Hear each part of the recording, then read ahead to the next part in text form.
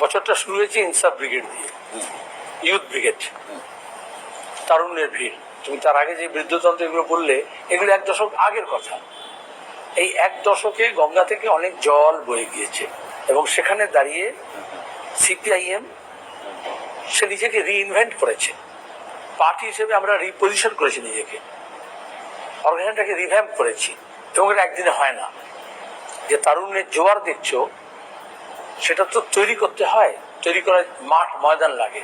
তাহলে রাজ্যব্যাপী এবং দেশব্যাপী যে অন্যায় শুধু মাথা ছাড়ে দিলে না, গেড়ে বসেছে, তাকে উপড়ে ফেলার জন্য যে যৌবনের শক্তি দরকার ছিল, তারা যৌবনের দূত হিসেবে আসলো।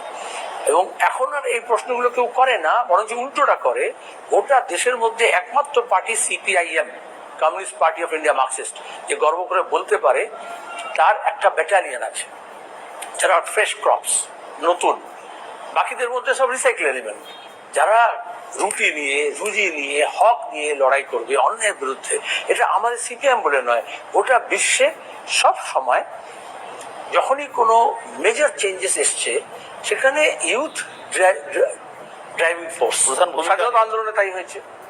এই স্বাধীনতা আন্দোলনের কর্মীদের তুমি দেখো, নেতৃত্বের দেখো, শহীদদের তালিকা, তাদের বয়সে কি ছিল? তার মানে আপনি বলতে চাইছেন সেলিমটা, যে তৃণমূল কংগ্রেস বা বিজেপি যারাই হোক না কেন, তাদের দলে সেভাবে যুবর ভিড়টা নেই। ভিড় হয়তো আছে, লিডারশিপ সেখান থেকে উঠে আসছে। আর তৃণমূল নামটা কেন হয়েছিল বলো তুমি? গ্রাসরুট। কারণ কংগ্রেসে থেকে মমতা ব্যানার্জি বলেছিলেন যুব কংগ্রেসের তিনি নেত্রী হিসেবে যে পাত্তা পাচ্ছে না। মোহাম্মদ সেলিম নিজের রাজনৈতিক জীবন শুরু করেছেন ছাত্রাবস্থা থেকে। সেখান থেকে যুব, মাত্র 33 বছর বয়সে রাজ্যসভার সাংসদ। সেই কারণেই কি আপনার তারুণ্যের উপর এত ভরসা? না, কমিউনিস্ট হলে, প্রগতিশীল হলে, বামপন্থা বিশ্বাস করতে হলে, ডেমোক্রেটিক হতে হলে তোমাকে ইউথকে অগ্রাধিকার দিতে হবে। যে কোনো প্রফেশনে যেখানে ইউথরা এসছে, সেই সব প্রফেশনগুলো রাইজ করেছে।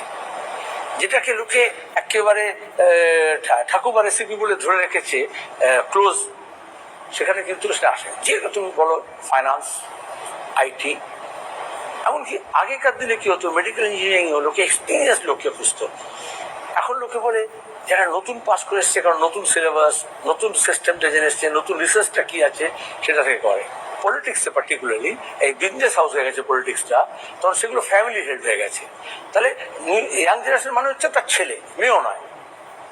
যদি মেয়ে না থাকে, ছেলেই পাবে। ছেলে যদি ছেলে না থাকে, তাহলে ভাইপো, সে অজিত পাওয়ার হোক। ওটা অস্ট্রেলিয়াতে ছিল। That was my favourite 100 of your.